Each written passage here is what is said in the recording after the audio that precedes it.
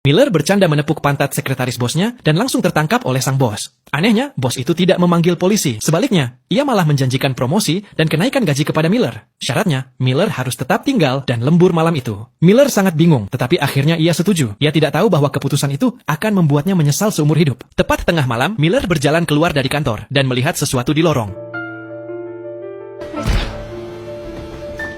Ia sangat ketakutan hingga langsung bersembunyi di balik dinding. Setelah si pembunuh menyeret sebuah mayat pergi, Miller segera menyelinap masuk ke kamar mandi. Miller menyadari bahwa satpam di sana sudah mati. Saat itu ia mendengar langkah kaki pelan di luar. Miller dengan cepat menutup pintu, lalu berdiri di atas toilet sambil berjongkok. Si pembunuh mendorong pintu kamar mandi, menghapus darah di wajahnya, lalu berbicara pada tubuh satpam itu. Ketika Miller melihat gantungan kunci di pinggang satpam, ia sadar bahwa si pembunuh bisa masuk ke biliknya kapan saja. Miller melompat turun dari toilet, tetapi tanpa sengaja memicu sensor. Dalam kepanikan, Miller kembali memanjat toilet. Saat si pembunuh berdiri, Miller menekan tombol flush. Si pembunuh mengira tubuh satpam itu tidak sengaja menyentuhnya dan akhirnya berbalik pergi. Beberapa saat kemudian, Miller bergegas keluar dari kamar mandi, tetapi bertemu dengan seorang rekan kerja yang juga lembur. Miller menceritakan tentang si pembunuh itu, dan mereka pun bersiap untuk melarikan diri bersama. Mereka menemukan bahwa lift terkunci dan tangga darurat juga terhalang. Miller menyuruh rekannya menelepon bantuan, sementara Miller pergi untuk memperingatkan bos. Ketika tiba-tiba mereka mendengar suara si pembunuh di belakang, si pembunuh menaruh tangannya di bahu rekannya, memberi isyarat agar telepon ditutup, lalu menodongkan pistol ke kepalanya. Saat Miller tiba di kantor, suasananya sangat sunyi dan mencekam. Miller berjongkok di meja kerjanya dan mencoba menelepon polisi, tetapi ponselnya kehabisan baterai. Saat Miller berbalik, ia melihat tubuh rekannya sudah tergeletak di dekat sana. Belum sempat ia bernapas lega, si pembunuh tiba-tiba masuk ke kantor. Miller segera bersembunyi di ruang penyimpanan di ujung ruangan sambil mengamati setiap gerakan si pembunuh. Si pembunuh sedang berbicara di telepon sambil berjalan mendekatinya.